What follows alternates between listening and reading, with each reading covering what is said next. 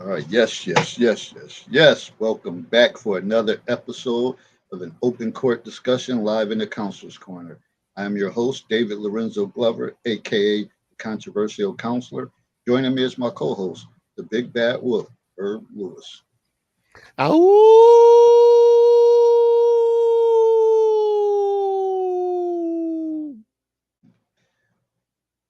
Tonight, Monday, July 28th at 9 p.m. EST, we will be discussing the topic titled Three Generations, One Story. Grandfather versus father, father versus son. We will explore the unique dynamics and roles of each generation, discussing their experiences, values, and perspectives, from wisdom and tradition to innovation and progress. We'll dive into what makes each generation special. Intergenerational relationships, the bonds between grandparents, parents, and children, highlighting the importance of respect, patience, and forgiveness. Role evolution, how roles change as family members grow and mature, from grandfathers sharing life wisdom to fathers guiding their children and sons finding their own path. Values and traditions will discuss how different generations approach values, traditions, and cultural heritage, and how these simple, how these how they shape their identities and finally challenges and opportunities. The challenges that come with intergenerational relationships and differences, as well as opportunities for growth, learning, and connection. Okay, let me stop. So much to cover and talk about. This is another eye opener on how we became who we are as children and adults. So please like and share our video. And don't forget to tell a grandfather, a father, or son to subscribe to our YouTube channel, The Controversial Counselor. All right, here we are. Stumbling a little bit over there, getting old, whatever. Be hard to read your own writing. Usually I print stuff out and it's easier to read, but when you writing your handwriting, the chicken scratch, and as you get older, it get worse. Like, what the hell is that? All right. Hey, how Yeah. you doing, Dr. Daphne? Thanks for joining us. So, what's good with you, Big Bad Wolf? Before I get into anything, I have Man, housekeeping just try to information. stay out the emergency room, man. I'm about the last month and a half. I spent more time in the emergency room than I have at work. So I'm just, people don't know I got stitches in my left hand. Uh, what do they call it? The fourth or fifth metacarpal. Took a header off the bike, man. So I gotta watch for potholes. I thought they were only dangerous for cars. Apparently, they're dangerous for bike too. So that been been back and forth with the weight. It was about 290. That should be down to about 275. But that's always a work in progress. And blood pressure is kind of funny. I we was just talking about this. I see this is should be no shock to anybody that when I consume things that are higher in salt, my blood pressure reacts almost immediately. So I'm trying to get down under 1,200 milligrams a day, which is hard. I mean, it is hard. I just want people to do this. Next time you go shopping, I want you to just read your labels and look at two things in particular: your sodium content or the sodium content of the food that you're looking at. Everything from cereal to your oatmeal to your bread, especially your bread and your sugar.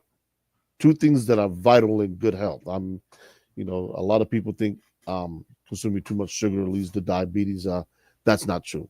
Go read up on that, but that certainly is no wives' tale. That because, like I was telling Dave, I said I like to snack. And one of my go-to things was either the pretzels or maybe some Cheerios, maybe some Chex Mix. I'll make up my own. I'm looking at the content and I'm like, since when the hell does Cheerios have that much sodium in it? Same thing with Chex Mix. I'm like, yo, this is absurd. And then we wonder why hypertension and cardiovascular disease are, are among the top killers of Americans. Literally is. We are eating ourselves to death. So that's something I'm definitely going to keep an eye on going forward, along with exercising. Hey, for those of you who are suffering from vitamin D loss or not actually getting enough, get your ass out in the sun. I don't care if you got to walk, bike, swim, sit, get at least 20 to 30 minutes daily of the sun while it's out here. Because once the winter hit, you know how it goes. And Black people, we don't tan. So we definitely need it just because the melanin for us is a higher concentration. So it's tougher for the sun to penetrate our skin like that. But it does actually help with the collection of vitamin D. So just some things that I'm working on. I figured I'd share that with the listeners. But that's it. The second job is going well. I just have to adjust my sleep schedule. But I got no complaints, man. It's steady as she goes. Freezy Pop.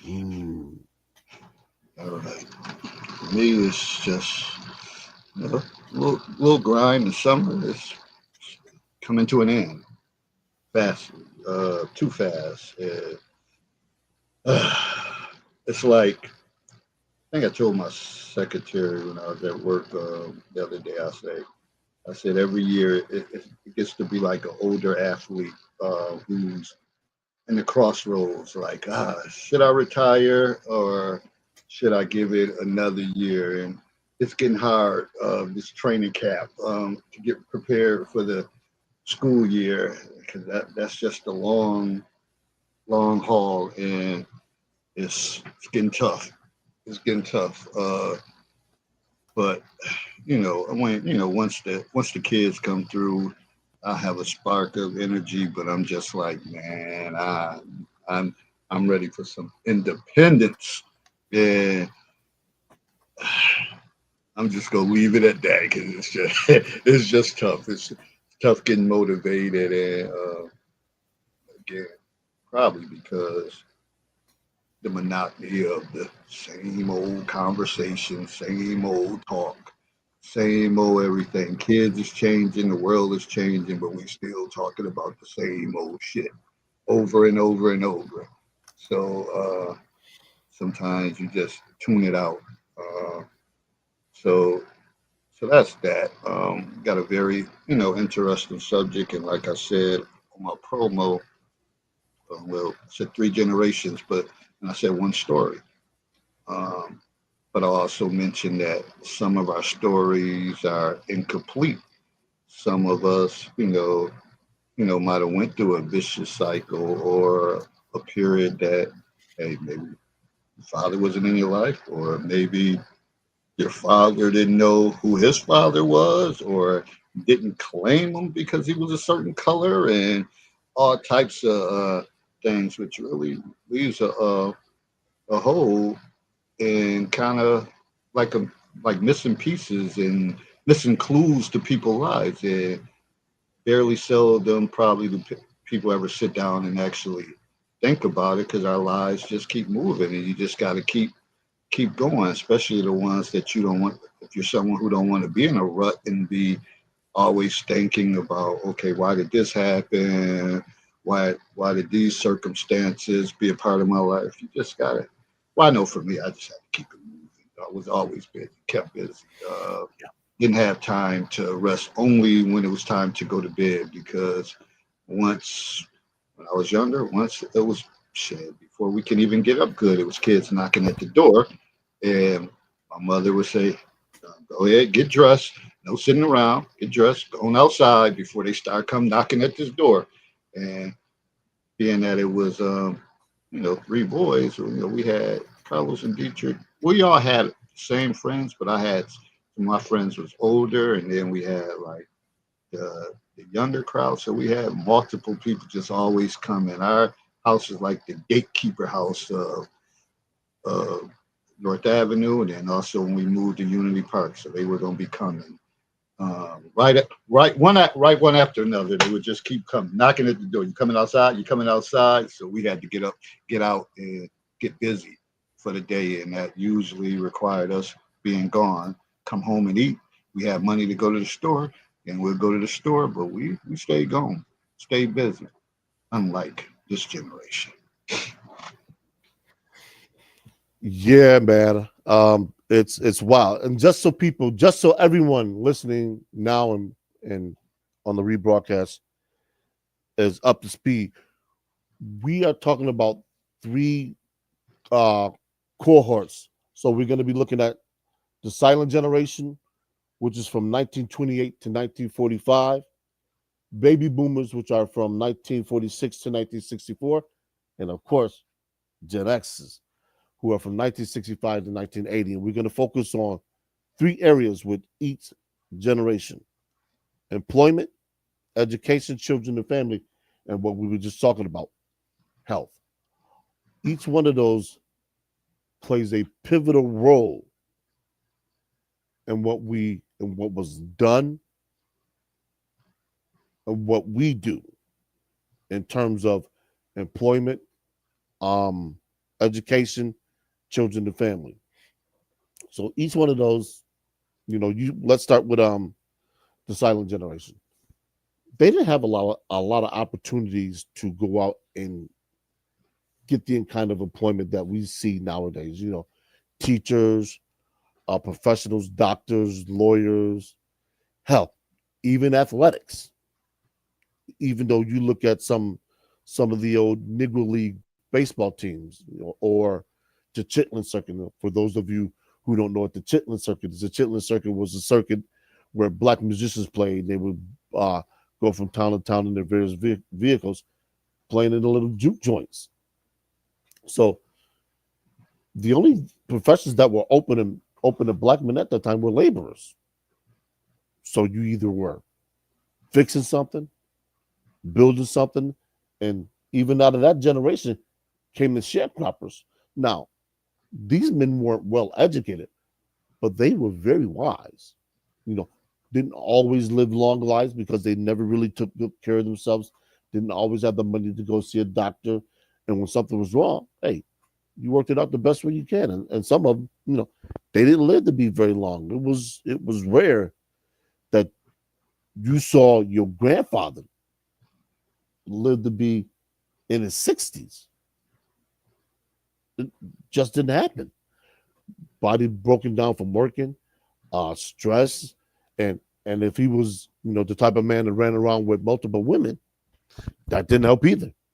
So, I mean, there's a lot of things that came out of that generation that we benefit directly from, because they were the precursors for the civil rights movement.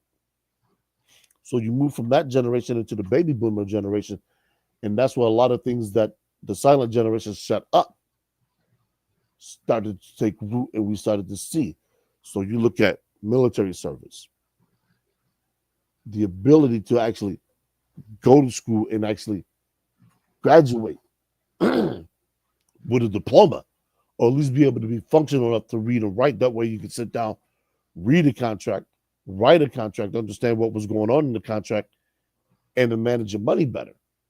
Because up until then, the women were far better educated than the men were, because they needed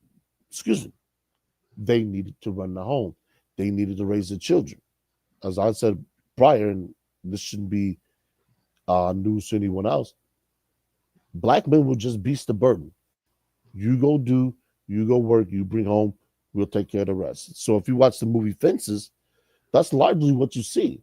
And that movie is predicated on the father being, I do believe, a boomer. So when you look at that, and the health wasn't much better, although it did improve some. But still, you don't think about how many black men you see in their 70s. Not many. I don't think many of us have a grandfather that reached that age. We have grandmothers. My mother lived to be 84, and she's from the silent generation. Most of us have grandmothers or mothers who are in their 60s, 70s, and 80s. That's because they didn't have to necessarily share that burden of working those jobs in the way that men did. Now, don't misunderstand what I'm saying. I'm not saying that women did not work. They just didn't do those kind of back-breaking, laborious jobs that men did because, contrary to popular belief, and I know this is the popular talking item or talking point when it comes to dating, black households were always two-income households. It was rare that you had a man who was working who earned enough money to where his wife didn't work. And there were certain states where legislation was passed that forced her to work even if she didn't, because the powers that be that said there's going to be no way in the world that a black woman is going to sit up in the house and not work while our Caucasian wives are working. If they working, you going to work too. So there's certain states where legislation like that was passed. So you have all of that in addition to the criminal element that was always angled at black men, especially after the Civil War, where the South lost most of its labor. This is why Jim Crow comes into effect. This is why you start to see all of that stuff pushed through to the baby boomer generation, especially in the Deep South. That's why you had the mass migration to cities like New York, Chicago, especially Chicago. If you go look at the east side of Chicago, it's predominantly black. And then out to LA.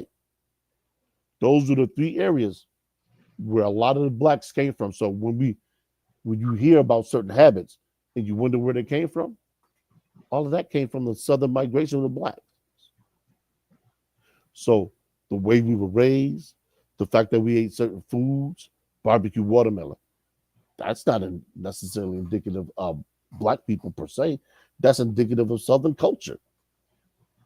So all of that stuff they brought with them. Fried chicken, all kinds of chicken, grits, watermelon.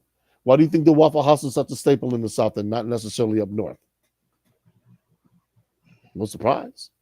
So we can move to the generation that we're currently in. And I got a list of names too that I want to read just so people get a gander of the differences. Now you move to our generation. We're better educated. I won't necessarily say more family oriented, because if you look at the marriage rates, which is the cornerstone of family, they're down. And that was one thing the silent generation and the boomers believed in, was marriage. Now we could talk about all the reasons why black men aren't getting married, and that's not necessarily here or there. The reasons are what the reasons are. That has a lot to do with legislation. That has a lot to do with how people were raised. The list is endless, and we'll probably get a little deeper into that as we go on. But family orientation. Well, I'll use myself. I'm not married. I have no kids. But I also did something that my mother and father did not do. I said, I will make a pact that if I produce a kid out of wedlock, I will stop dating until that child becomes of age. One, because it's a responsible thing to do. Children don't ask to be born. So as parents, we have an obligation to see that they get every advantage that we don't get. Similar to what our parents did. Our parents sacrificed so we could have certain things, so they could send us to school. This is why, when you got in trouble, it was a big thing at school. Hey, don't let me call your dad. Because, pops wasn't playing that. Mother wasn't playing that either, especially if you came from a single household family. Go to school. Get your learnings, what they say. Don't go to that schoolhouse messing up.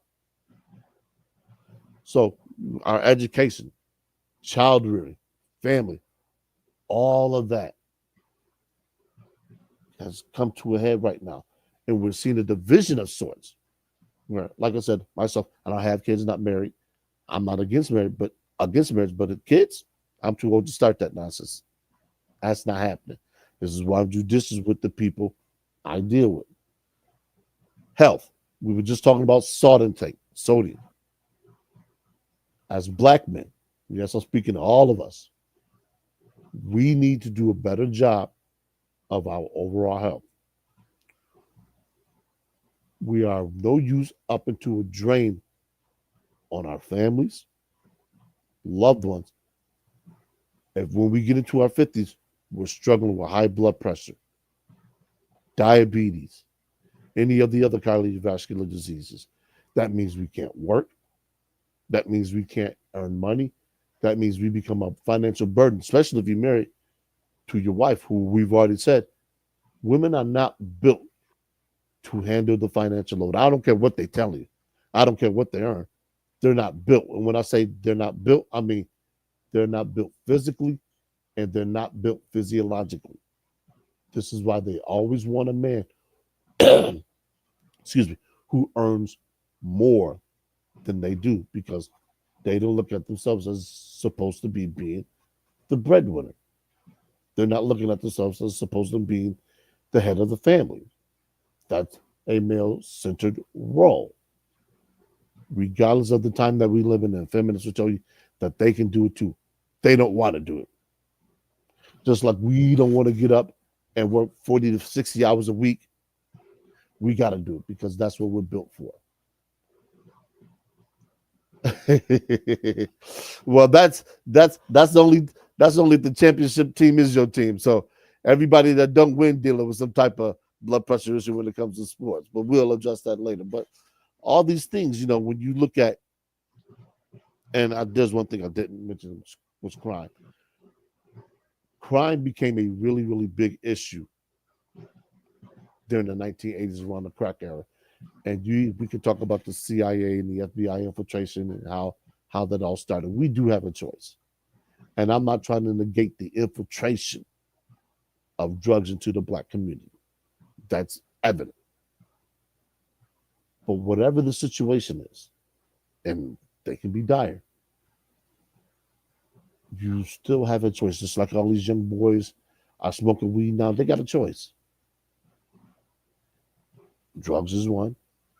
Finding another way to cope is another. Who you generally hang out with more than likely is going to determine what course you take. If you got people that handle stress by going to work out, by going to relax, guess what? If you hang out with them long enough, guess what? You're going to pick up the habits because you're not going to rub off your bad things on them. They're too resistant. And people will say, well, that didn't work for me. You didn't give it enough time. You're sitting in the dentist chair and they give you a shot of Novocaine. It doesn't work immediately. Doctor comes in there, 5-10 minutes. All right. Still feeling this? Yeah. Go back another 10 minutes. You don't feel anything. Change takes time. It's not going to happen overnight. As we see, it took 2 generations for us to get where we are. And black people used to have some of the highest marriage rates in the world, let alone this country. And it wasn't until the 1970s, I think, that started to turn. Now, you can look at feminism. You can look at legislation and the passage of the Civil Rights Bill and everything that came with that. Yeah, all of that had a hand in it. But at the same point in time, we have to start distinguishing ourselves from the black men who can do, who are doing, from those who won't. And I'm saying this, and I mean it with every blood vessel in my body. We got to pick a side. And when I say we, I'm talking about the niggas from the black man. And if you want to go deal with them niggas, go deal with them niggas. But don't bring that shit back over to the respectful black men and say, oh, you doing this too? No, we're not. We're at a crossroads in Black American history. And if you don't see it, and you don't recognize, I'm here to tell you, this is it. Either we sink or swim. And those who don't want to swim, stay your ass in the shallow end. But don't call when you need help because the help is here. But in order for you to take advantage of, you got to give up some of them nigga ways. Running out here producing kids by the dozen, not being effective, not being in their lives. Sorry. And I know somebody gonna point out, well, what about men like Cam Newton, the other dude, the brother from Wild 'N Out? They're in a special category. You know why? Because women are going after them. So I don't necessarily blame them for not turning down women. Hey, If the women want to put themselves in that position, then that's the woman's choice. But mind you, those women are not complaining. So when I talk about these things, I'm talking about the women who are complaining about having to raise multiple children from multiple men who do the same thing, who aren't productive, who aren't working, who aren't going to school. You chose to have sex with them. You chose to carry that child to term. And I'm not saying to boredom, but this is the bed that you put yourself in. So you can't complain about the bed you lay in when you chose that bed. Let me read Greg's comment. Said, how did the Ben Carsons and Clarence Thomases or even the David Glovers achieve what they have done when others fail so miserably? I mean, I can't speak to the other ones, but for me, it was family. Watching how they did things, how they worked, and how they tried to make sure that we had just as much as everybody else. So me being the oldest son and the oldest grandson, I felt a lot of the pressure was on me to achieve. So it was like a no brainer for me. Like if when I looked at it and said, okay, my mother had to work hard being a single mom with 4 kids, and then my grandmother and grandfather and my aunts and everybody pitching in uh, to help to make sure that we still maintained. I said I can't disappoint them. I couldn't let them down. Whereas some people, and you'll see in this generation, and when I'm talking to students all the time, especially if they are raised by their grandparents, and I'm like, oh, how could you do this? Like, do you even stop and think about some of the things? And I know some of their actions is based on like hurt and pain, but we all, go through hurt and pain. And but the competitive side in me just said I'm gonna make sure I always try to do right. Now, don't get me wrong, we did our stuff. School, I was a model student, but once we got in the community, yeah, that little stuff that when we tell my mother these stories, she wouldn't believe it. Half of the stuff that we got into, but it was the ability to kind of separate uh, who you are. Like I could be in school, I wanted to be respectful. I wanted to work hard. I wanted to be diligent. But then uh, in the neighborhood, you could kind of put your guards down, and I had to uh, mold myself and kind of fit into some of the behaviors there. But I knew how to separate it. Like some things that my friends said might have set out to do, I would say, nope, I'm not doing that. I'm only going to take it so far because then again, I always talk about a voice of reasoning and a voice of criticism, that voice that you hear in your head. And I would think of my mother, my grandmother, and then I say, nope, I'm not going to do that because I don't know about y'all. I got too much to lose. So I'm Mhm. not going, I'm only going to take it so far. So that was always my motto. Just kind of like one of the things they always say,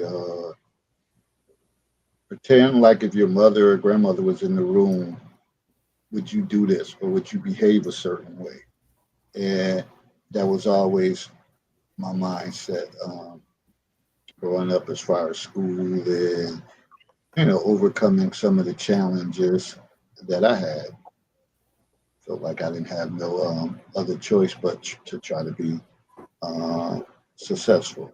And hey, everything's still a work in progress. And even shoot at 55, you still make errors. You're not still got a lot to learn, but that's the thing. You got to have that ability to still want to learn. Like Yeah. a lot of times with the younger generation, you can't tell them anything. They think they know everything, and sometimes me, I'm the type. I'll sit back and just and let you experiment everything. A lot of times you have the mothers that are coddle and want to, come to the rescue. Sometimes as dads, you just sit back and like, okay, you know everything. I'm not gonna worry about it. But I told you once, I told you twice how this gonna play out. You Mhm. chose not to listen. Uh, don't come running to me like that, uh, because I don't necessarily believe in that philosophy when people say, "Oh, people got to fall on their face and all that."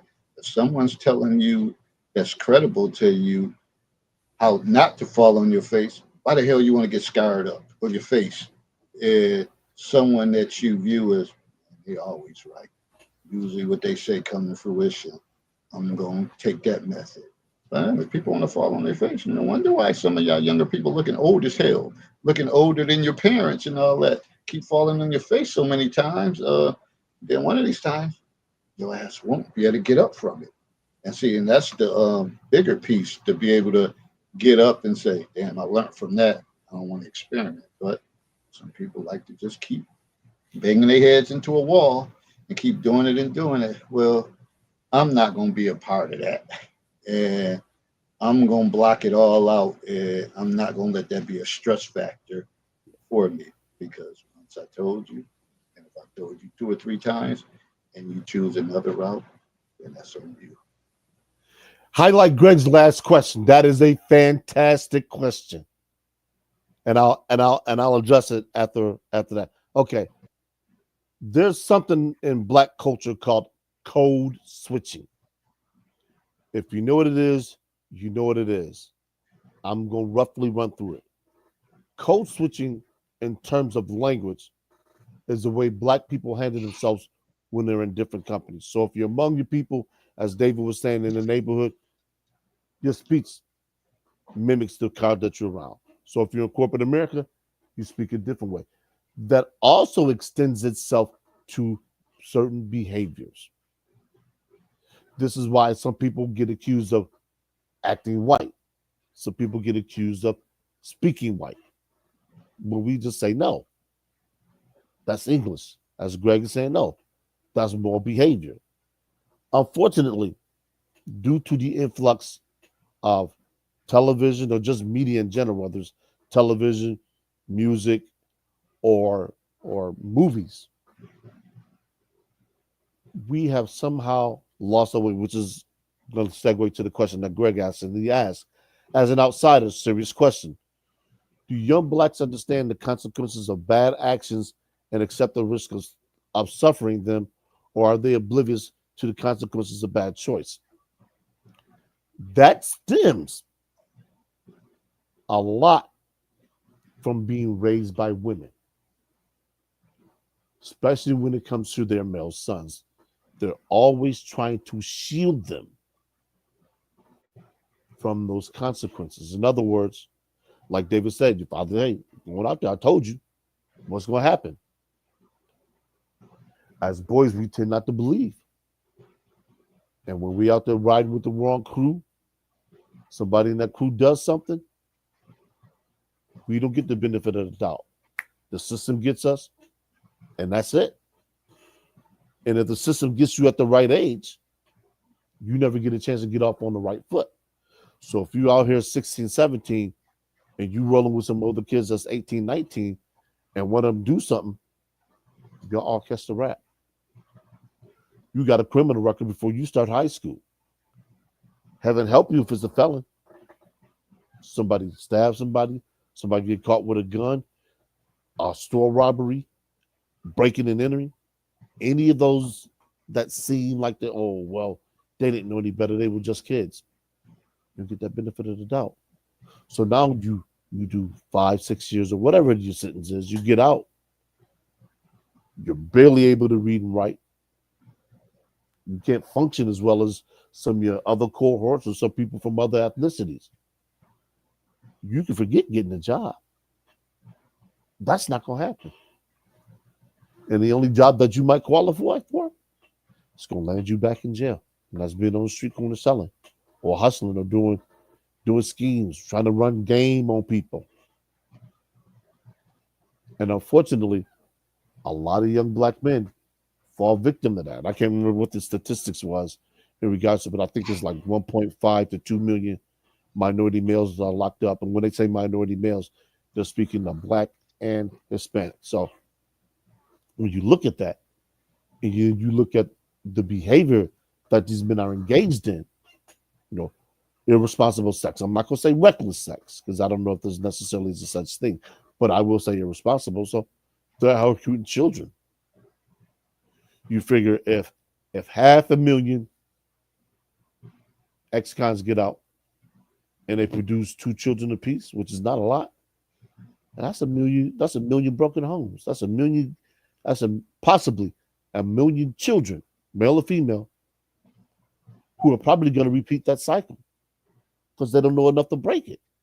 In order to break a cycle, especially a bad cycle, you have to know it's a bad cycle. So if you step outside your house and the conditions outside your house match the conditions inside your house, that's normal to you. You're not going to see a reason to change. Oh, wow. Hell, they eat government cheese. We eat government cheese. They sleep in two room. We sleep in two room. Their mother always cursing and yelling. My mother always cursing and yelling. That's normal. But you go to somebody else's home, 2 parents and they're middle class, i.e. the Huxtables. You say, man, y'all got a nice house, man. Y'all got your own room? Man, we ain't got that. You got an Xbox? Man, we ain't got that. There's a difference. But we don't see that because those images really aren't put on TV like that. And I said I had a list of names. I'm gonna read those names. Robert Guillaume, acknowledgement to Malcolm Jamal Warner, Sidney Poitier, Dr. Martin Luther King Jr., Malcolm X, James Amos, and John Avery. All those men are representative of one of the 3 generations that I just mentioned earlier in the broadcast. All of those men are upstanding men, but we don't aspire to be those men. Nobody parade those men in front of us nationally, in song, in movie. We have to search for those men. A couple other ones I forgot. Stokely Carmichael, for those of you who don't know, Kwame Ture, him and H. Rap Brown. They're not talked about enough. Most of the people don't know who those people are. When we go to the ones who are still living, who are representative of those generations, Bill Cosby, LeVar Burton, Lawrence Fishburne, and Alfonso Ribio. When I talked about the code switching, that's what Alfonso's faced with because he has a Caucasian wife. People call him a sellout because he chose a different path, because he didn't marry a black woman. It's difficult. By any metric, that man has done well.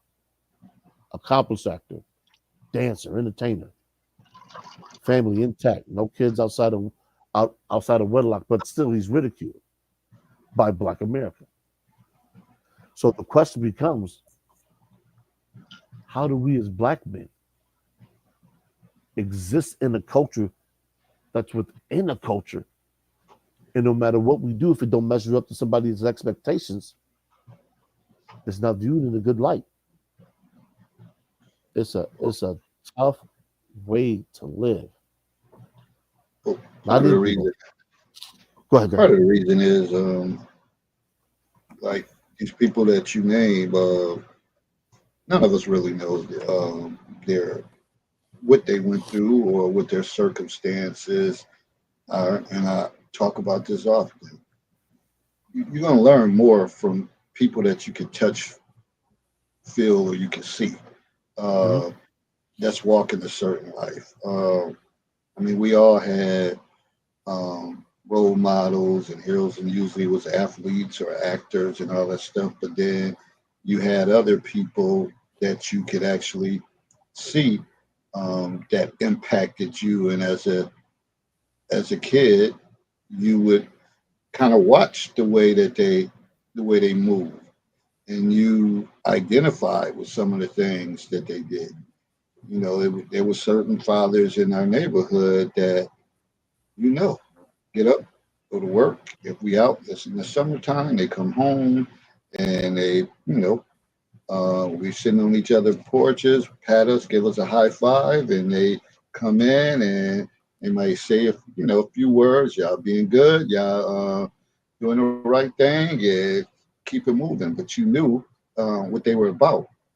Then when you looked at materialistic things, you would see like, man, they always got a nice car. Like I wouldn't be like him, whatever. And they always had a wad of money in their pocket to pass out to the kids. We had dads like that growing up.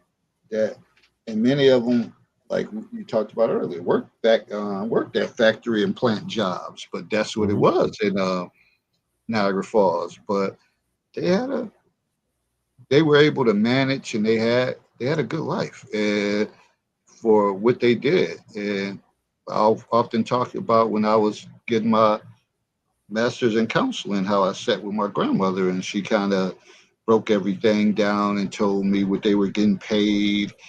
And I'm like, wow, like when she pretty much said that she maxed out when she retired making like 775 an hour.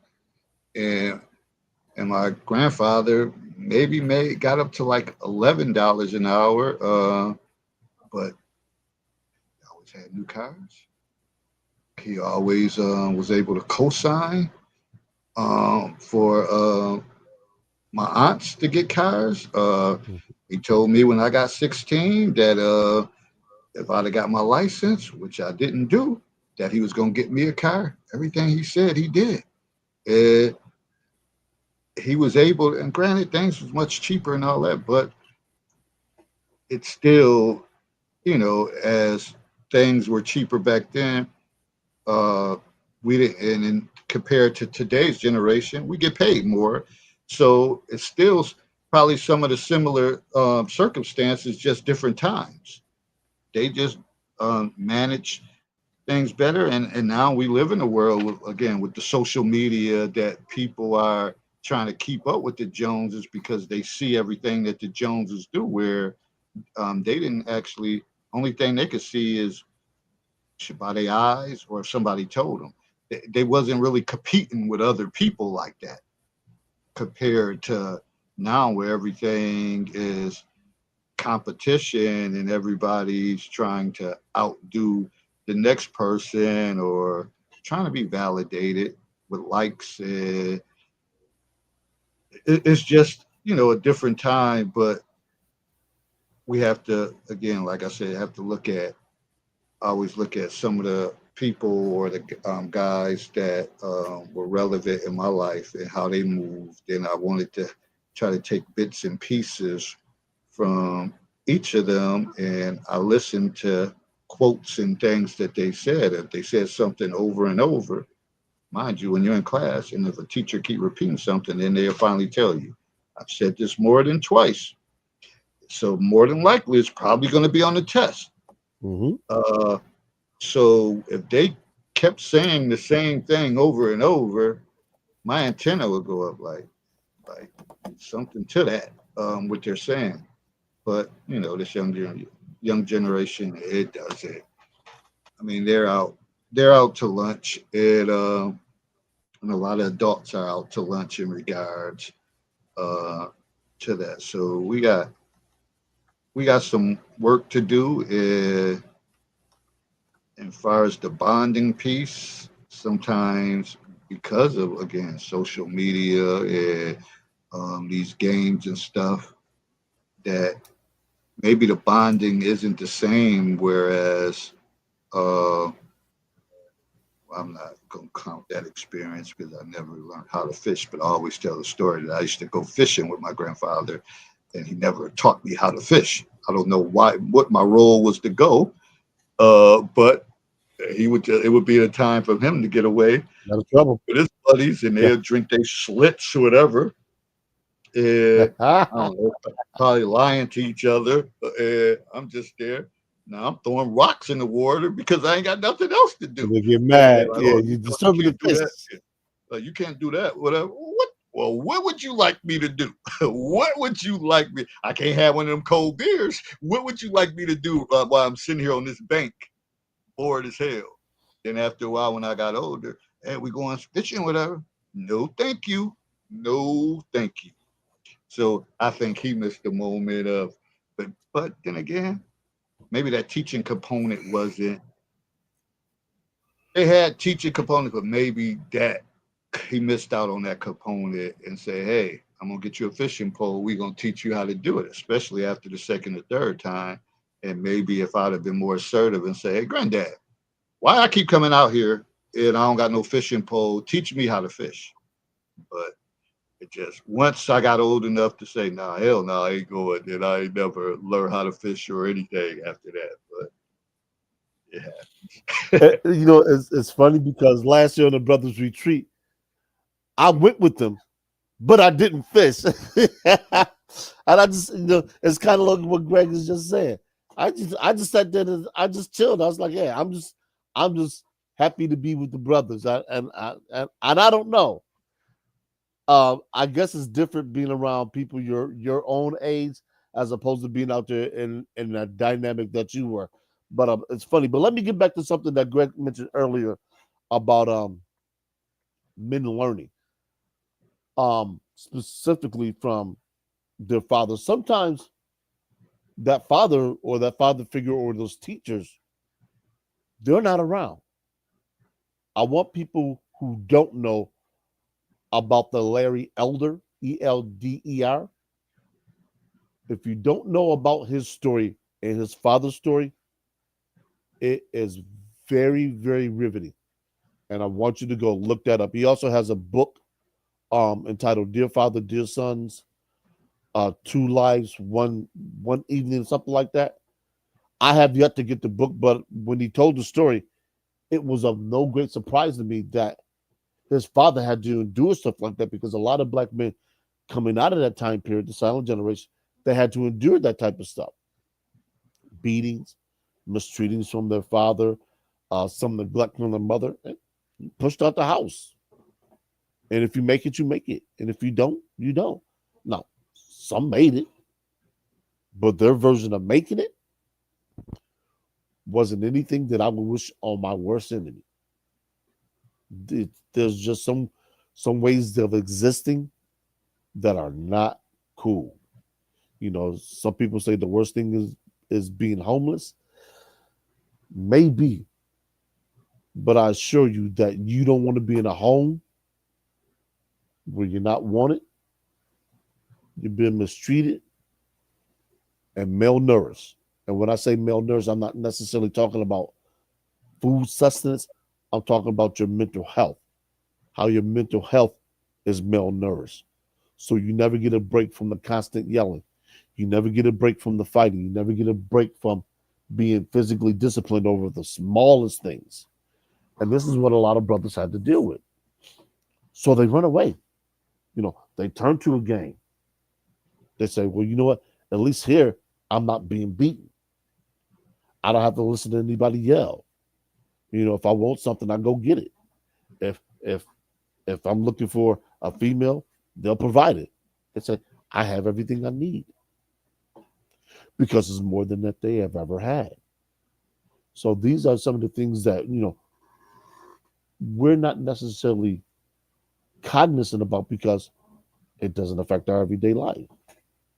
The person that's working, the person that has a roof over their head, car, they're not thinking about that 16, 17-year-old boy that just got put out of his house by his mother because she can no longer control him. That's what Mob Deep saying rapped about in the Quiet Storm when they said, now we are grown and old and be on the cops' control. Better have the riot gear ready. That's what he's referencing. But people really didn't understand it. And when you don't understand that eventually a lot of kegs of powder with the right spark can explode. Yeah. Sorry to say, that explosion is something you're not going to want to be around. This is why you see a lot of Gen Zs fighting in the street. This is why you see a lot of Gen Zs turning to marijuana. They're trying to self-medicate. Just like the young lady we had on 2 weeks ago. She was talking about this. Black men don't seek therapy. Could be a lot of different reasons. But one thing is for certain, if we don't start with the adults,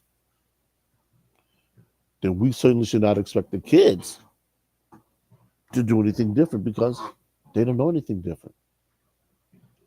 And some people will say, well, what's the definition of insanity? That's not insanity to them. That's normal. Wake up, smoke, go get something to drink, go hang out. Tomorrow we're going to do it again. We're going to continue to do it until we die. Because we don't know nothing different. Nobody's ever shown us anything different. At school, they don't like us anyway.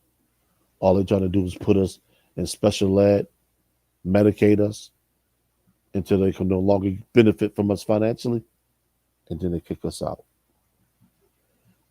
That's the life of a lot of young black boys in this country. And whether people want to realize it or acknowledge it, and you don't have to do either, it's there. And it's not going anywhere until the adults decide to do something about it. See, for me, when I look at the three generations, when I say some of it is incomplete, I'm gonna talk about personal references. Not word because I don't know about other people's lives like that, but I know for me in that situation, um, the one story when I mentioned before that my father's dad never claimed him. They told my grandmother that's not my child because he's too dark.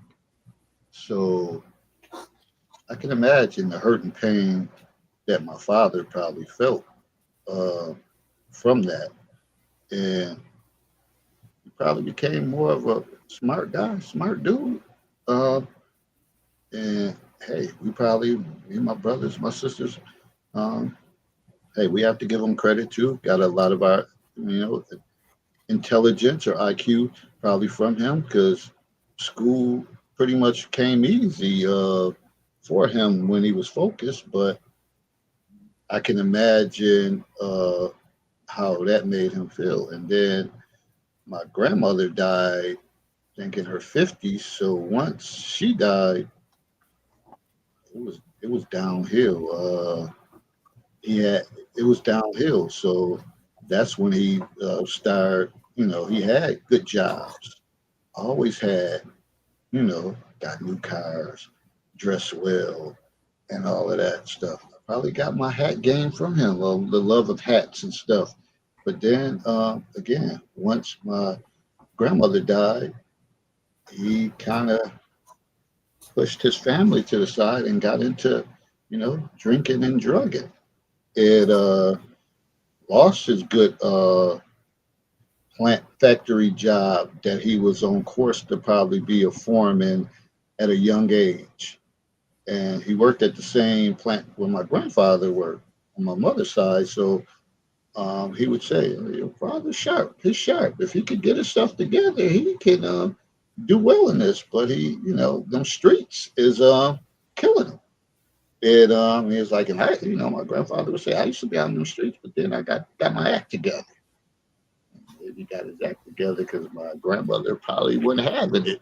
Probably ready to kick that ass. But needless to say, he got it together. So I can imagine, so that vicious cycle probably transferred on to the way my father had his relationship with myself and my brothers. That he had three sons. The world was it was so many teachable things but you let other vices get to you.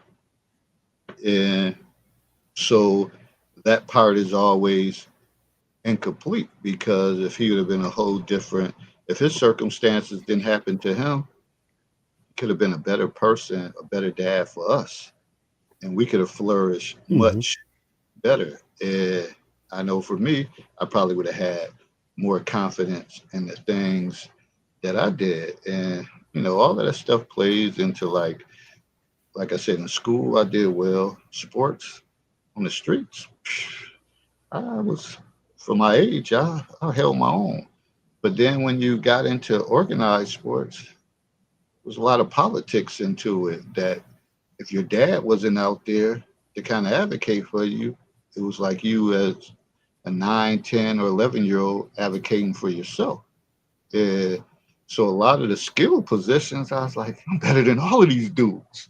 I didn't necessarily get that opportunity to play them skill positions because I could have played wide receiver. I could have been a running back. I could have did all that because I grew up playing with older kids, and they didn't take it light on me. They worked me. So going out to the field, it would have just been easy. But I never had that opportunity because I didn't have no one to advocate for me. My grandfather was too busy holding it down for everybody. He would come to some games here and there, but he couldn't be there um, throughout the week at practice to kind of oversee everything. Where a lot of the kids that had the running backs, the quarterbacks, and all that, their dads were out there, and they were in the coach's face. So, and it was just me kind of fending for myself. And I always tell the story. As I got older, of course, watching sports, you realize, like, all right, if they're not going to let me be a running back or a quarterback and all that on defense, because I always played defensive end. I used to like playing defensive end. But then I said, man, I want to be a cornerback. You could get interceptions. And I kept telling the coach, let me play cornerback. And you're like, no, Glover, you good at defensive? No, I want to play cornerback. Uh, and it might have been, I mean, I can't even say it was during that time, but I don't know why it was. I think back then that's when you had Lester Hayes and Everson Yes, Walls sir. was Yes, getting sir. interceptions and stuff like that, and I was like, I want to be a cornerback. Then finally, I think toward the end of the season, he started putting me in, let me play cornerback in practice, and then the first time he put me in cornerback in the game. Uh, they I guess they kind of thought that okay, he coming in, we're gonna pick on him. I got an interception, the first thing thrown at me. So I got an interception, and then I came over to the sideline. The coach said, "You know what, Glover?" He bent over. He said, "I should have you kick me right in the ass because you've been telling me all year long, let you play corner, let you play corner." Mind you, if I'd had a dad there, if he'd have been there saying, "Yo, my son, I think he'll be a good cornerback," coach would have put, oh, well, next practice, I probably would have been lined up as corner. But it's things like that can impact you and your confidence and stuff. And sometimes you want that person, you want somebody just to critique you and be able to say, good game, son, or this is what you need to work on, or you need to do this or do that. And which reminds me of a conversation I had with my son the other week. He was like, I was messing with him. I was like, man, I think he went to play pickup basketball. I said, man, your game is trash, whatever. He's like, no. It's like, I said, you still probably be jacking up threes. And when I used to tell you growing up, like, yo, stop taking all those threes. Get to the cup. They can't stop you. You're stronger than them. Your body, it's like LeBron coming down the middle. Who's really going to stand in his way? I was like, and then he was like, but it took him years to like, you know what? I never realized that I had thought about like I had broad shoulders, and a lot of times now I just go to the basket when I play, and I just be in my post game. Just looked at him. You know, fucking telling you that shit all the time to use your body. You're stronger than them. Uh, Abuse them.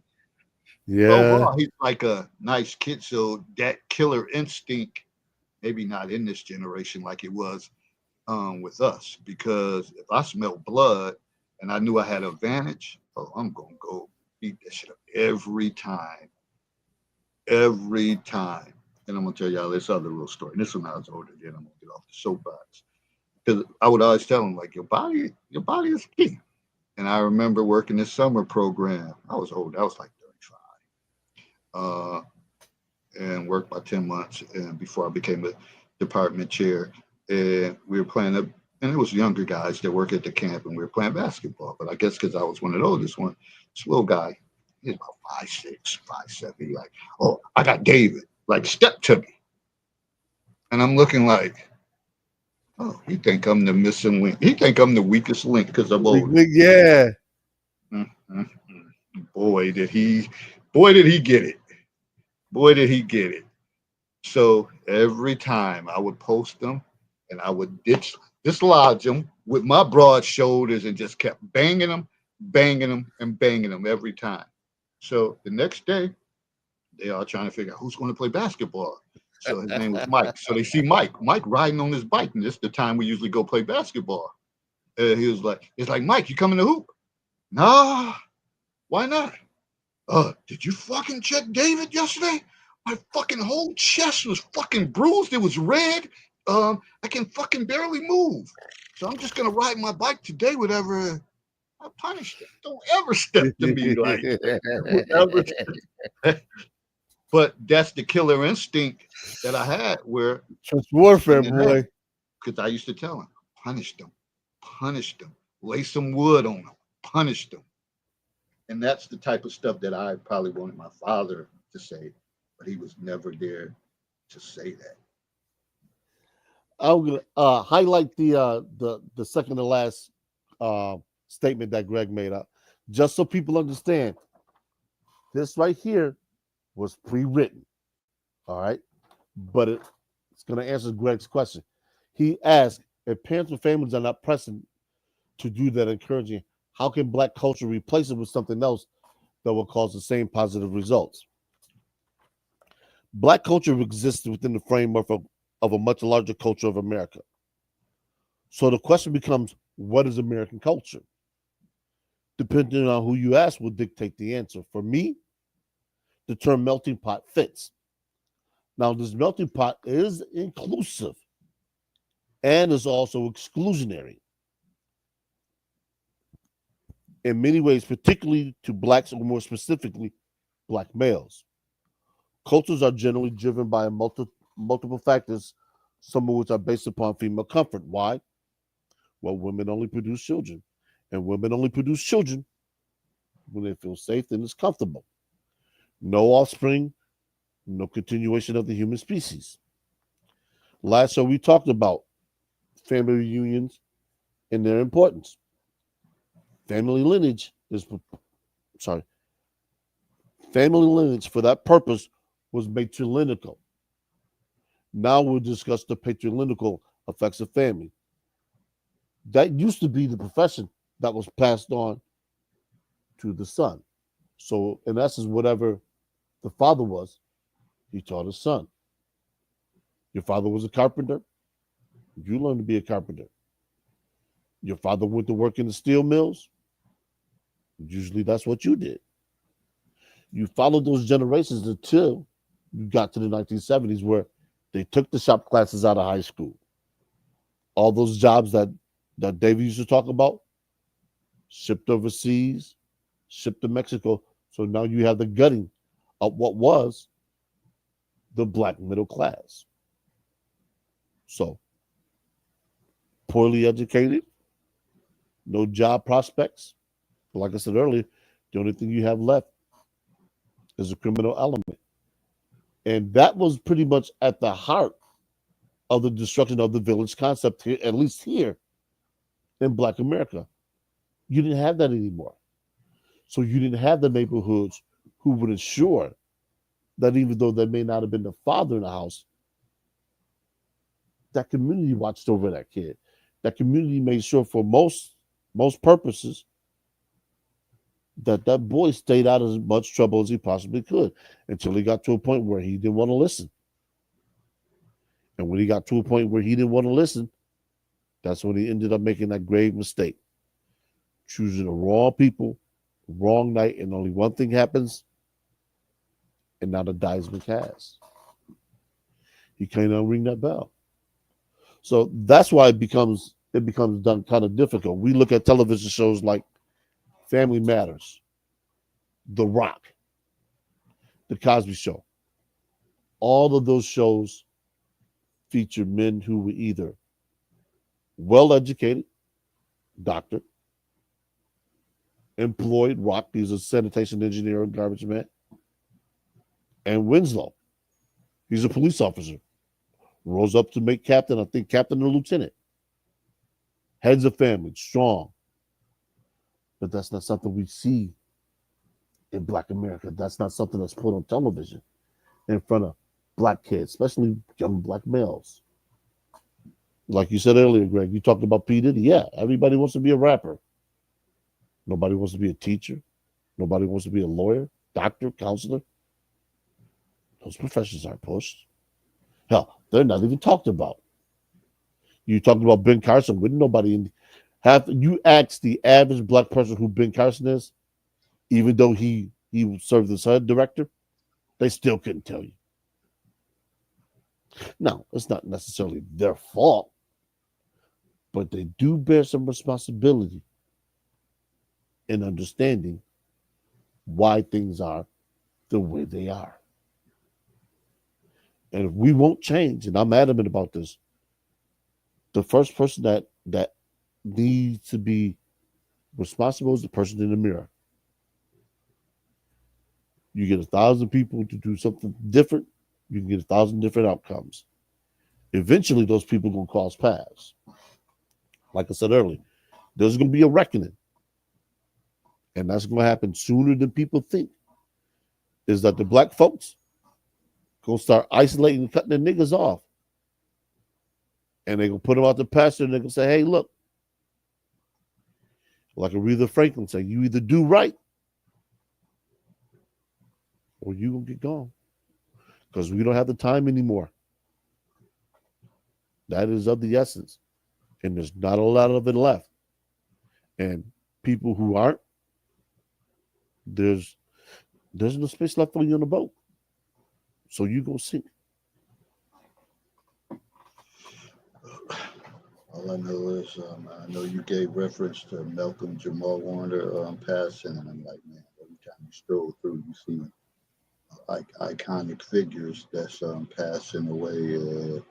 Some people they have some differences about the Hulkster, Hulk Hogan, but I know growing up when we used to wrestle and play around and we claimed WWF or NWA and all them wrestlers.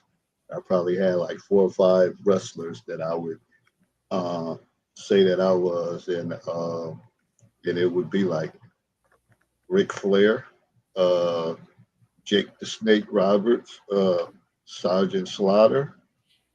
I already said Hulk Hogan, Jake the Snake, Sergeant Slaughter. You had Tony Atlas, but it wasn't too many Black wrestlers. And most of them. I can only think of 2 others. It was Tony Atlas, and that was Junkyard Rock. Dog. Yeah, Junkyard Dog, Coco Beware. Yep. That's Special Delivery Jones, but they were all trash. Most of them dudes was Tony Atlas and Rock's dad was a Sweet Ebony Diamond or whatever. I think they were tag team champions for a minute. But you had like the regular, like Bob Backlund, who was the champion for years. But anyways, that was a part of our history growing up. That every Saturday morning you would watch wrestling, and we'd come out and try to do them holes on each other. My favorite hole is the Cobra Clutch. I still put a person in the Cobra Clutch and try to put them. That the figure for a leg lock, man. Yeah. If you get that on somebody, you can do some damage. Some people knew how to do that, and they would uh put in pain. But then also I was strolling through, and I was like, damn. Seeing it was a baseball player, Ryan Sandberg. I guess he passed today, and I was like, damn, I remember his name. Oh, He, really? he was the truth. Wow. Uh, so it's important. It's happening, and I know that you had mentioned earlier, like Wow. not seeing your grandfathers and stuff live a certain age. I think my grandfather, I think he lived to be 83, but maybe the last few years he was going through Alzheimer's and dementia, and he wasn't himself. And then once my grandmother passed the year before, he was definitely out of it, and she Yeah. lived to be like 79. And but yet, my father, he passed, and he was like, um, I think it's like 65. So, Yeah. you think about that, you're like, shit, if you start getting freaked out by this stuff, even though you live a different lifestyle, and like, shit, 65, I'm 55, you trying to tell me I only got fucking more 10 more years to live? I better go hard Yeah. as It's hell. it's sobering. Yeah, better go hard as hell. But we live a different lifestyle, and out in, I'll on occasions hang out, but most of the time, and that's mainly when I go back home. I'll hang out because that's where I feel more trusted at, even though I've been here for 20 years, but I only have my educator friends as friends. And, sometimes we'll get together, but most of the time, everybody had their own lives. So most of my hanging out will be when I'm back home, and it's usually nothing major. It's like family functions and stuff like that, and that's the only way I like it. I'm being out with these folks and out at bars and carrying on. It's too much. It's too much. Only time you may want to do it when you got a bunch of family from out of town that comes in, and then they might want to go out somewhere, the younger crowd, and you might say, okay, I'm going to step out as well as protection for my family. I'm not just Yeah. Right. everybody hanging out. We all just go out and try to enjoy ourselves. But it's a lot be going on. But and but again, I was saying all this to be saying like it's the lifestyle. So I plan to be around for a long time. At least that's my hopes. But you just never Yeah. know, man. You just never know. But that's my game plan. And again, we always talk about like life insurance and stuff like that. That's that's a big catapult to increase people's quality of living too. When you're able to, someone passes and you're able to have money passed on to others, and that's how you're building legacies, and people are, able to purchase homes or pay off certain things and do that. But when it's not there, then you just go generation and generation with not ever having that. And I don't want to consider it that because you end up losing some, but we know that's inevitable that everybody's going to die. But some people, they have that pot of gold. They have that 250,000, half million policy on their, the mother, grandparents, and stuff like that. And sometimes they get hit with all, and they have, the sky's the limit. And especially if they were getting older, and then they just eventually wasn't paid, and then eventually end up passing away. It's a little more. You kind of prepare yourself for it when something sudden happens, and someone like at 40 something or 50 has a massive heart attack, and you're like, whoa, like that came out of nowhere. So it's different, but other races put themselves in position and have legacies, and we continue not to do that. We will put our money elsewhere instead of for the future. And that's just something to think about. And it always amazes me how people could, you could have you can put up a GoFundMe, and all of a sudden, some people that you may ask to support you while you living and give you your flowers, that they're willing to, and there's nothing wrong with that, but you like, damn, they just raised 20,000 for this, like for real, like it's that easy. But typically, you act like y'all don't have nothing. But Yeah. and I know people appeal to empathy, and that's what drives a lot of people on what they do. But it's like I always say, that we got to be better. We can't wait to support and all that crisis situation. Uh, we got to do better on a regular basis, on a day to day basis, and I always got to consider the body of work somebody put in, and for those people who put in bodies of work, if I'm able to do it, I'm always trying to be a champion in the cause.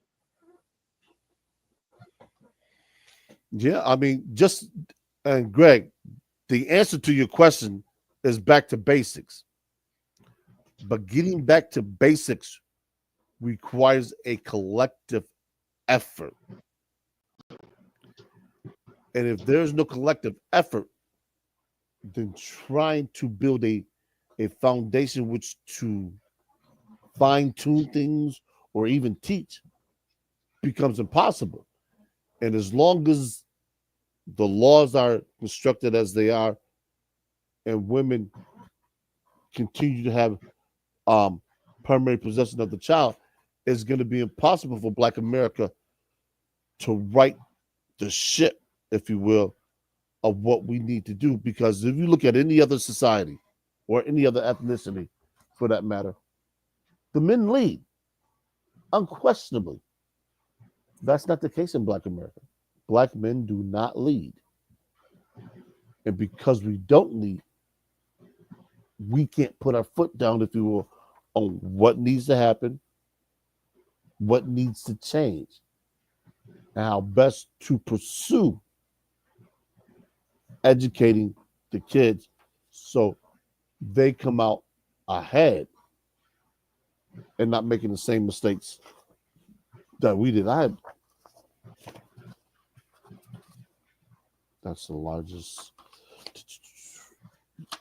I have printed this out because I thought it was kind of apropos. And this comes from Legacy. And it says stereotypes about black fathers. And it's the truth about Black fatherhood. The stereotype of Black fathers as absent and Black children are fatherless first was introduced over 50 years ago. Like many racial stereotypes, refuses to die. In 1965, a white sociologist and Assistant Secretary of Labor, Daniel Patrick Moynihan, you've probably heard that name before, wrote a report called The Negro Family, the Case for a National, I think it was the case for a national response.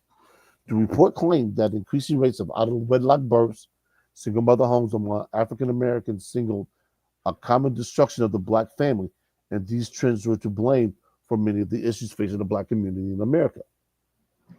The report at the time was wrongly criticized by many race scholars, i.e., they didn't want the truth out. Today, around 70% of Black children are born to parents who aren't married, and this is in parentheses, rates of out-of-wedlock births have, of course, increased among all races since 1965. The ideal that racial disparities in education, employment, income, talked about income, that's why income is important. Incarceration of more can be blamed on non-structural racism, but on the absence of Black fathers has been parroted by pundits and politicians alike. Keep that in mind. Even Black public figures have shared statistics. In 2008, President Barack Obama said during his Father's Day speech that more than half of all Black children live in single-parent households. Children who grew up without a father are 5 times more likely to live in poverty, commit crime, and are 9 times more likely to drop out of school and 20 times more likely to end up in prison. I read that just so people understand that if it's not acknowledged, and I'm not just talking about black men, if it's not acknowledged that the single parent home, regardless of ethnicity, but particularly black, is problematic, then we can't change. And that's the culture.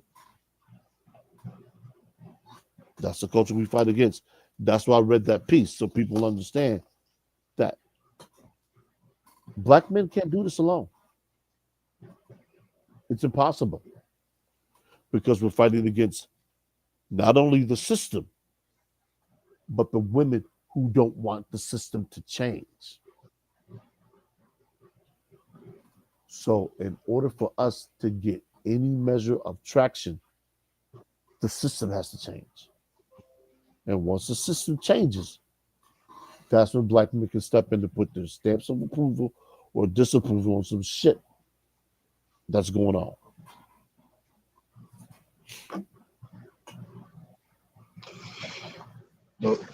Marie Gregg's comment, he said that report was. The report at the time was garbage and at the time justified the start of the modern welfare system. Actually, quite the opposite. They already suspected this. In order to confirm it, they commissioned him to write that report. They already knew that black men were on the lowest rung of the economic scale. That was no surprise to anybody. What they did, to your point, is yes, they thought that bringing welfare along would help because the women would actually cleave to the men, when in actuality, it was the opposite. This is where the notion of the independent woman started to gain traction and it started to rise. So now, if you look at the cutting back of programs, Section 8, food stamps, all these other programs, in addition to what happened during COVID, we started to see that the people who were most affected were single women and their dependent children. So if single women and their dependent children are disproportionately affected, that means they actually have to seek refuge either with another female or with a male. Because the females aren't making that kind of money, contrary to what they put out on social media. They still trail behind black men. And I'm not sure what the totals are, whether a few $100s a month, whatever the case is. But the only women who are making that kind of money are women on the upper end of the economic scale. The rest are struggling. The rest are living paycheck to paycheck, dare I say, day to day. So all these things, when you look at them and they're combined, you say, oh, that's why black Americans struggle the way they do. That's why the family was so pivotal, because the family was a safety net. It didn't matter if only one was working. Somebody was always there with the children to make sure they were on the straight and narrow. I don't know. I had got cut off when I was. Yeah, you did. That's why I stepped in. I was just About- explaining to him how it was a cascading effect in terms of the report. Because when you look at blacks in this country in terms of economics, we've never been great. We've always struggled economically. But when welfare came along, black women opted to take welfare. They didn't opt to move in with the father. They said, hey, we'll take this. And that was the beginning and the rise of the independent woman. Yeah, I tell you, come on up, man. Well, and I think I made a post probably last year. I said, you can't call yourself independent when you depend on any program, any particular program. You're not that independent woman, because if something is removed, whether it's whether court-ordered child support, Section 8, food stamps, Medicaid, health insurance. If some people um, had to live their life and live regularly like everybody else had to pay that, but those are the people a lot of times you see flossing on social media, uh, and they don't have to the responsibilities or the burdens that anybody else had. But I always say the only way it changes is if you make people feel uncomfortable. You set a stipulation. But I was saying this since I was like 19, 20 years old. And my brothers used to get mad when I used to say one of the destructions of our black people was BET Oh gosh. channel. When I said about the videos, the images, whatever. And I felt that way at a young age, 19 or 20, that a lot of people emulated that stuff. But like, this some of this stuff is not real or relevant to your lives. But people, again, get caught up in images and stuff. But unless you make people feel uncomfortable, there's never going to be any change. So now you had a time when people like, oh, and I hate, like in the school thing, I hate the fact that we've became providers of trying to get Christmas gifts for families and all Yeah. that stuff, and book back to school book drive. Yo, they're not going to change if they don't have the ability to get them. The only way you're going to change is when you have to look at yourself in the mirror and say, damn, my kids started off another year. They have no book bag, no supplies, or anything. And you may say it sounds harsh, but I'm looking at the big picture because you're doing all that thinking you're doing good. But I know what happens when they're in the school. They don't use none of that shit. Yeah. They still come to school with no supplies. They still book bags be ripped and up in, you're like, damn, did we just give you one? Most of them don't give a fuck. But I'm in there every day. And I remember a couple of years ago, I think I went back and forth with someone. It was during I think the Jay Z and Beyonce thing, and I made a post like, and it was close to I school remember time. I that. said, Yeah. some Yep. people need to stop going to these damn concerts and buy some book bags and school supplies. And me and this one young lady argued back and forth. I don't know why she chose to argue with me, an educator who's been in the school system for at that time over 20 some years. And she's like, well, do you ever volunteer? Do you ever pass out book bags? No, I fucking do that every day at school when I'm inside the building every day.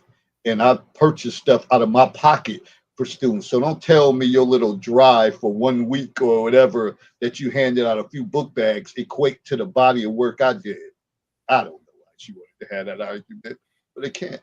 Again, I always talk about KYP. Know your personnel, who you talking to, and then that would eliminate everything. But I think unless people feel uncomfortable, they're not going to change, and they're just going to sit back and say, I ain't not worried about Christmas or whatever. I know Daquan asking for this. I'm gonna see if the school can get him this.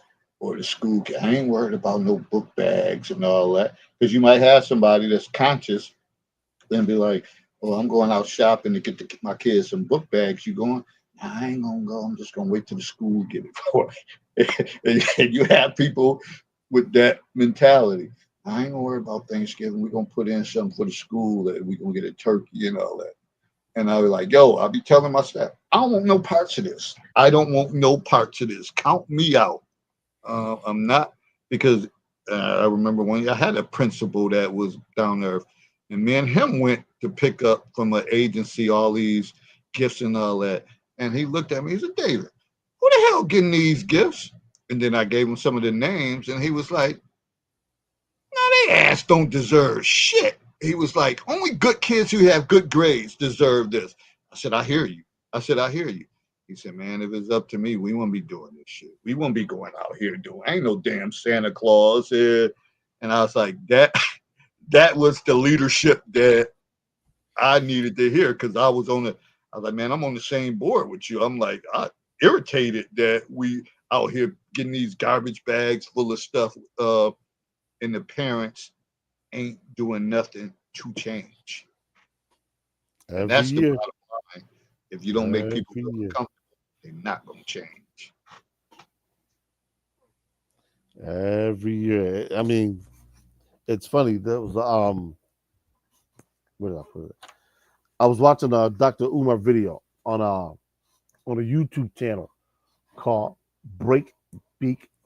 I'm sorry, Break Beat Media.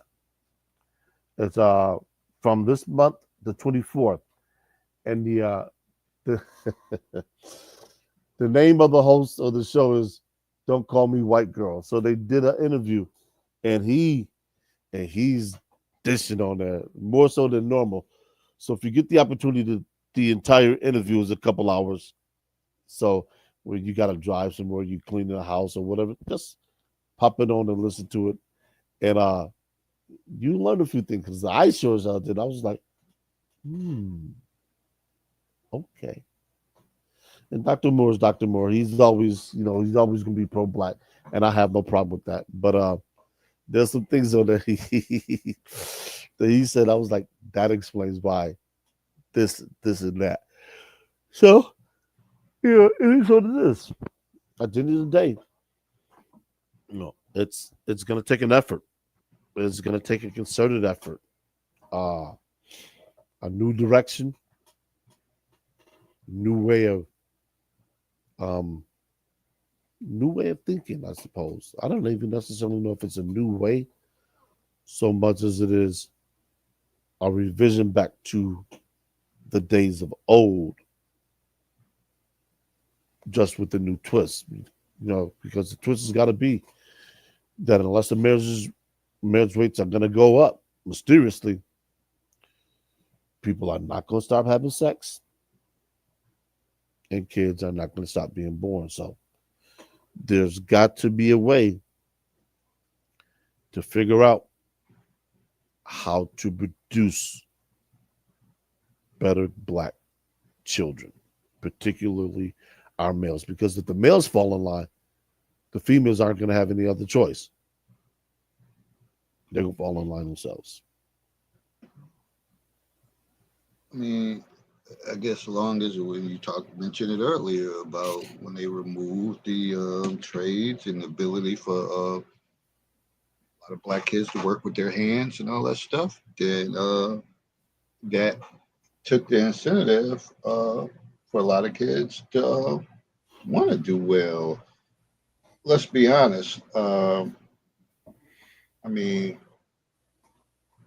and I say this with 31 years of education that, uh, and I've had, was close and had good relationship with our valedictorians, salutatorians, and one of the things they said is, I don't remember half of the stuff that I learned, but I remember things that certain people taught me or told me, and that was like the school of life, like life situations, and I could say that too.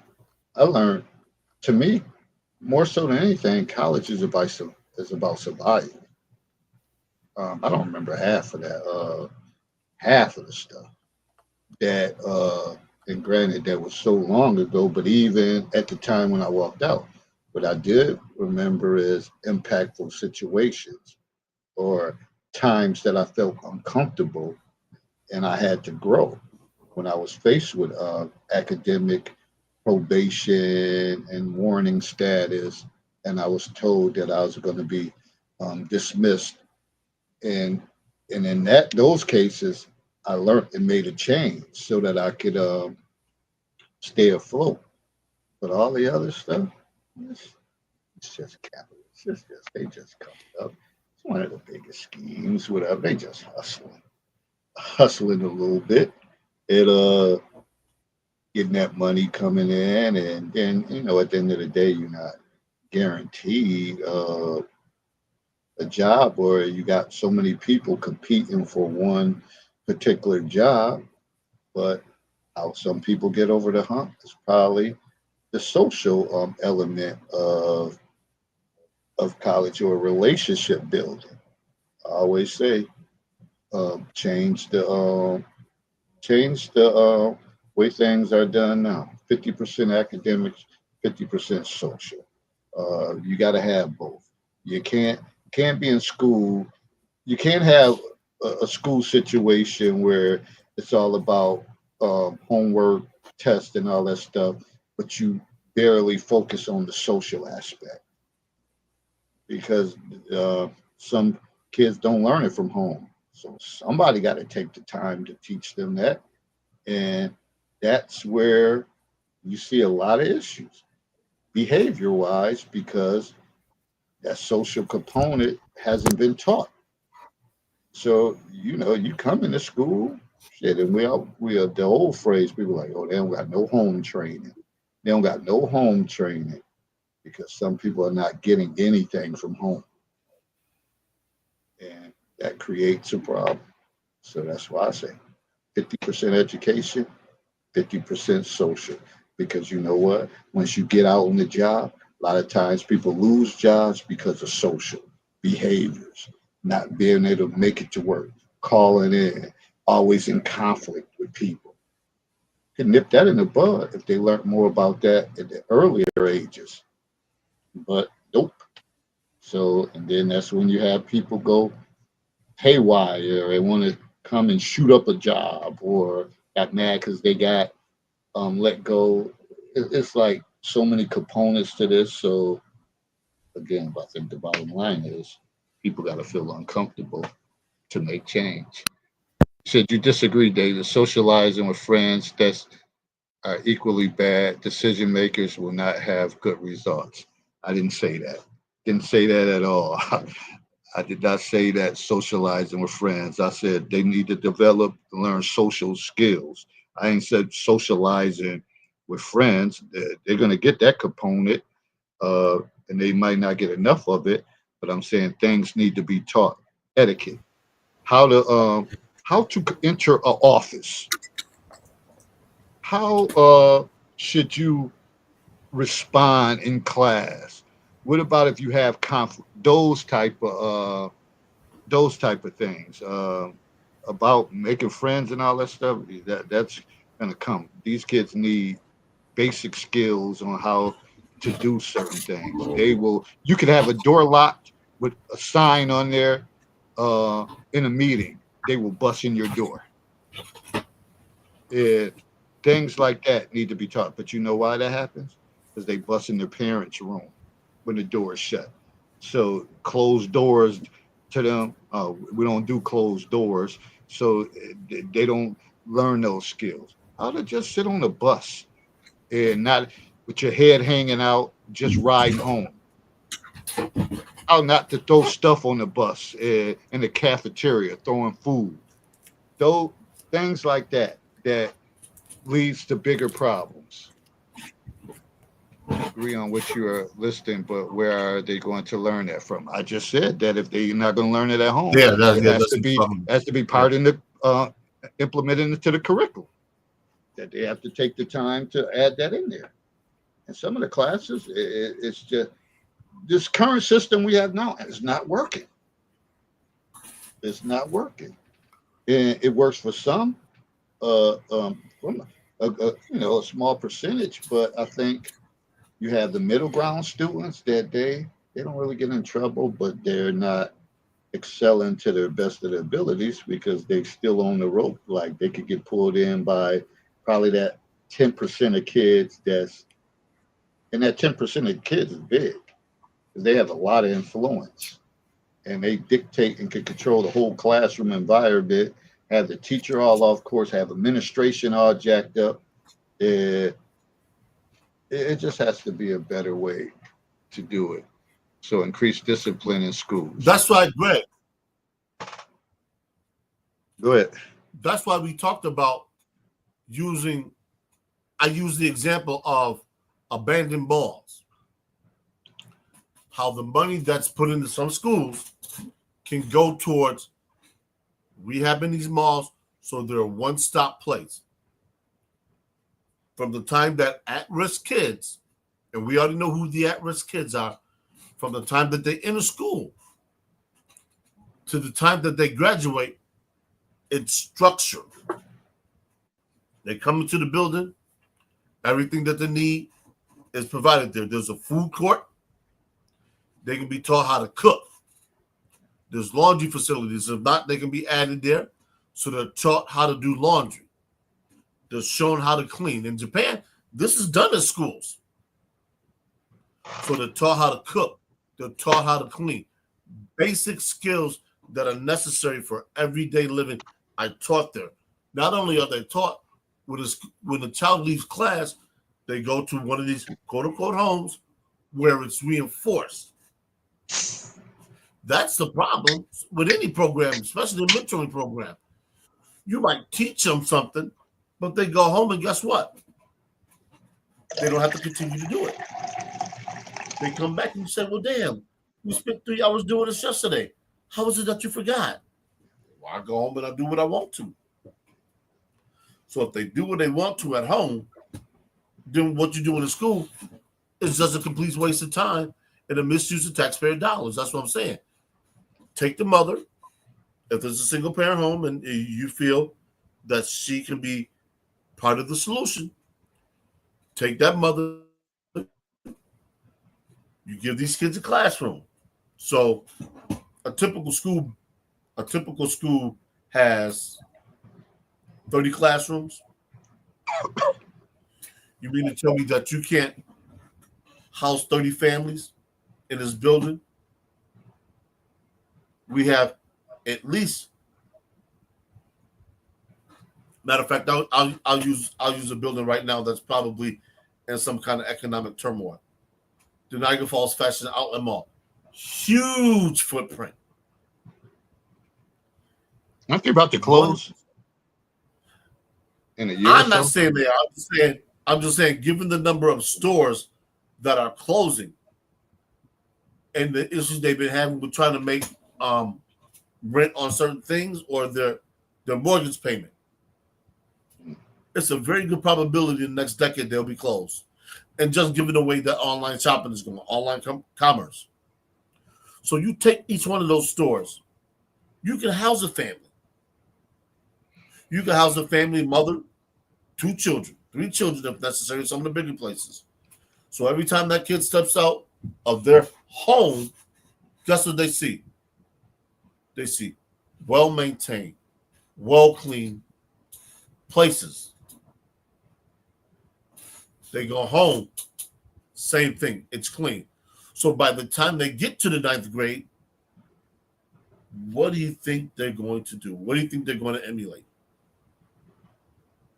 It's not hard. The U.S. school system is based on the Prussian school system, which fosters that. It fosters following in that regard so that the kids are malleable, so that they can follow simple procedures. It's not rocket science, but we make it rocket science because we allow these kids to do what they want. When they get home, the parents don't care. Hey, take this, get out of my face, leave me alone. That's all the parents do. They don't want a parent. That's hard. Oh, they want the life of luxury. They want the life of ease. They don't want to. I won't do all of that. They okay. Let them sit over there on the Xbox. Let them sit over there on the games on the Game Boy. They not bothering me. What about eating? They know how to use a microwave. There's a bunch of stuff in the freezer. And we wonder why these kids grow with diabetes, overweight. They can't participate in sports. Follow the monks and ball. The sooner we can regiment these kids, and this is not a reflection on. I'm laughing at his comment. Having babies so that you can be housed in the school mall.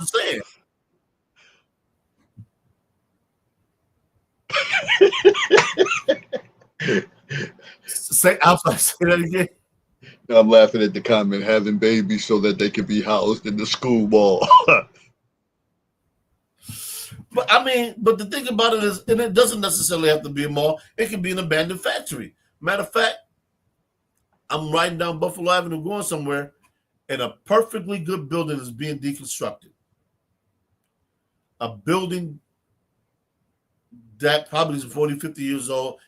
No asbestos because they're not doing asbestos with abatement, pardon me.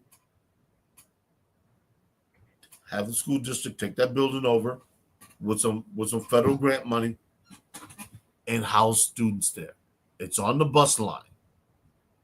It's within earshot of the new high school. It's about maybe in a mile and a half, 2 mile walk from the new high school. Simple stuff, but they don't want to do that because nobody thinks like that. Nobody says, "Hey, wait a minute. We got all these kids that are going to summer school. Just imagine what we could do with that extra money if we didn't have to pay teachers to teach classes. We didn't have to pay to use a building because summer school comes out of that money. So just think of all the advancements you could do if you didn't have to pay that if your district didn't have to pay that kind of money out. You could do these things that I'm talking about. So while they seem far-fetched, they're far-fetched because we don't want to challenge the status quo. We don't want to change the status quo. If you change the status quo from the beginning, at the end, I guarantee you'll get a different product. You will certainly get a different outcome. But hey, don't look at me. I only ran for school board 3 times. And one of the things I always said, like you said, I said if I ever had money like that and I was to open a school, it would be a one-stop shop. I would have everything in there. I would have stuff for parents. I would have DSS, social service.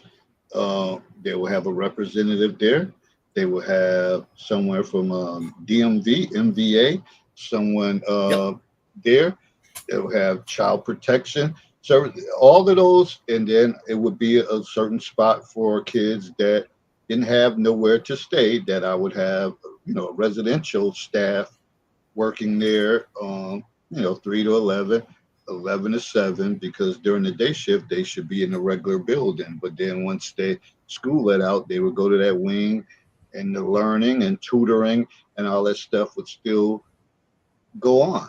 I mean, maybe, and that's just a dream, but that's how I would envision. Now, certainly states and other people have money to do that, but they keep falling under the same system. And then because for a lot of guys, if we're talking about black males, if their niche is in sports and they're not rocket science or genius in there, with hope, like they may not have hope like that. And if they don't have parents to say, listen, we got you, you can figure it out, no worries. Because again, there's a lot of people at a mindset at 18, they got to go. They got to go. Where you gonna put these 18 years old? Put a bunch of 18s out in this world, and what you think gonna happen? More crimes, more elderly people can't do anything because they're gonna be they're gonna fear for their life because they're just gonna be out here trying to survive. So it requires for parents to be patient. Of course, kids always say, well, I can't wait till I get 18. To do what? Be homeless? We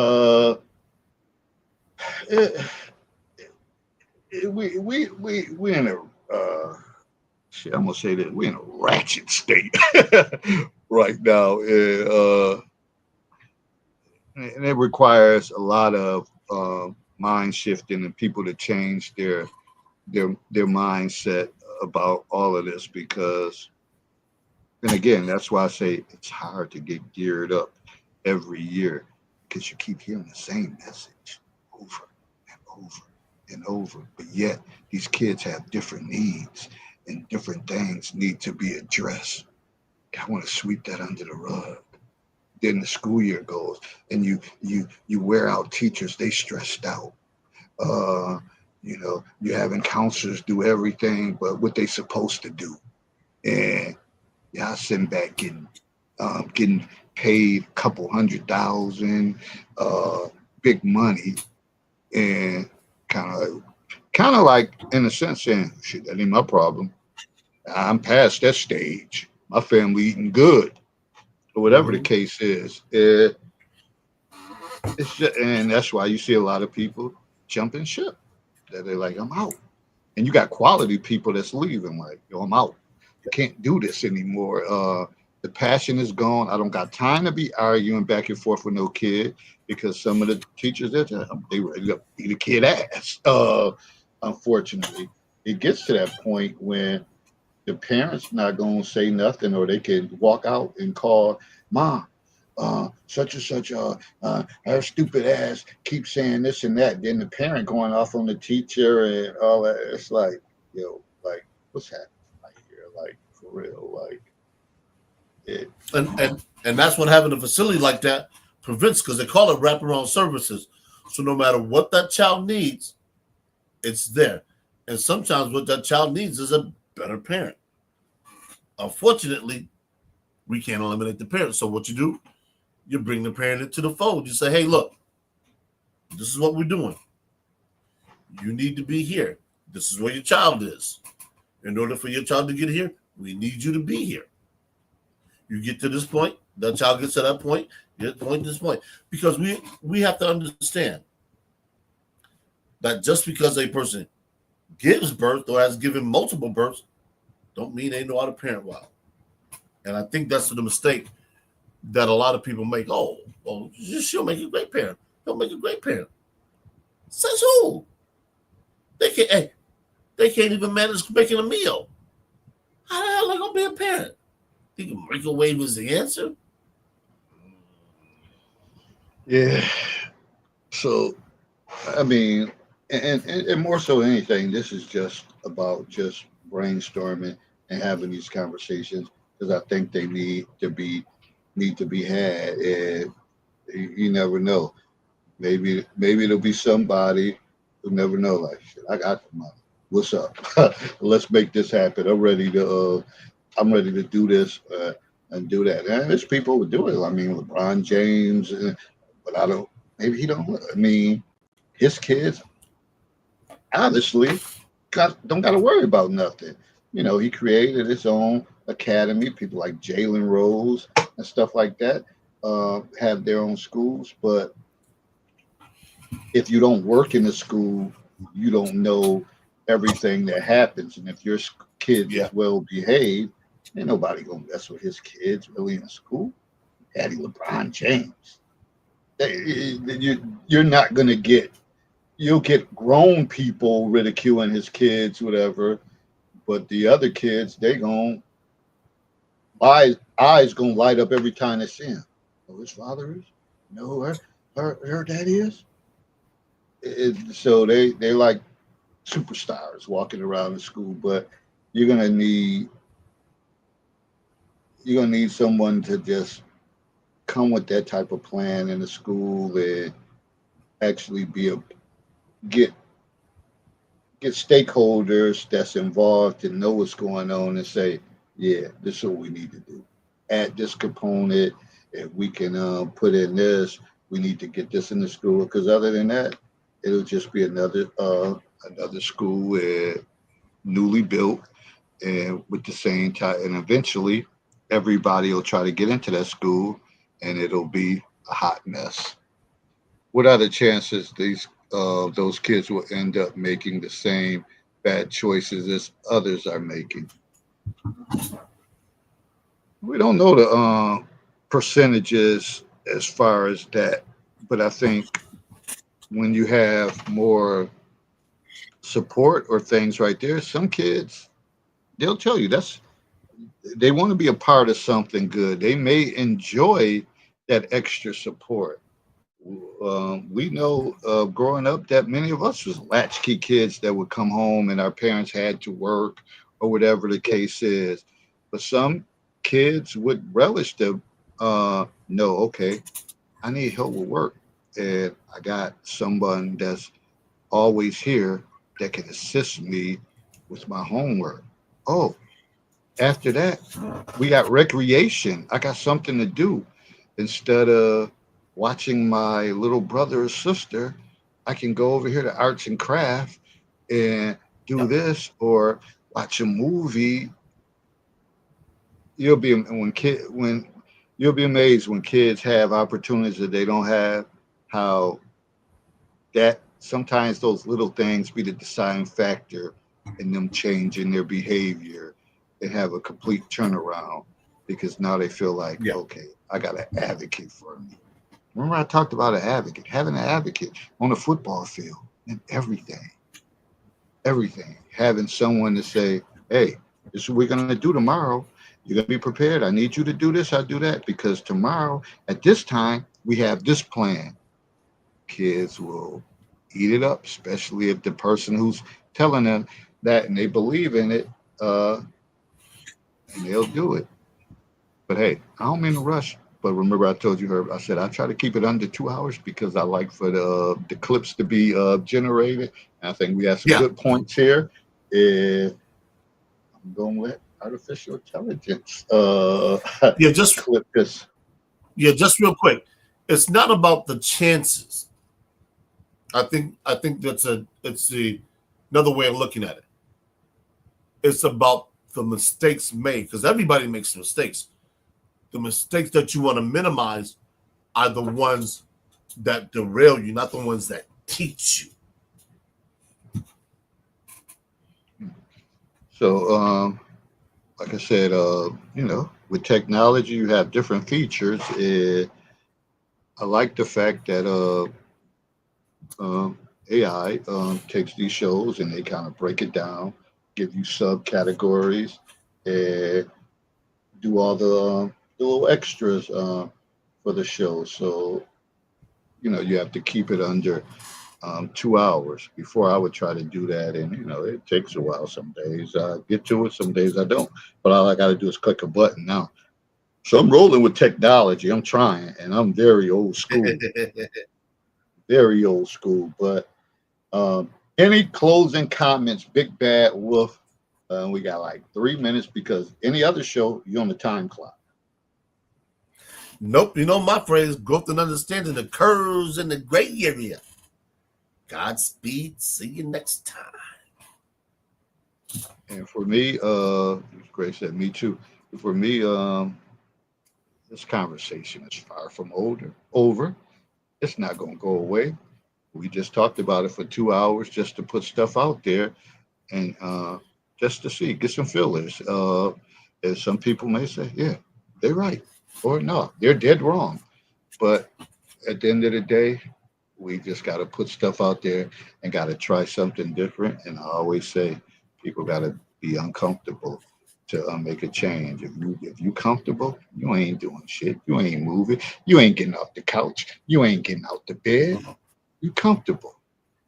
To that point, you feel uncomfortable. You say, "Let me get out, get dressed. Let me go do something because I'm far too comfortable."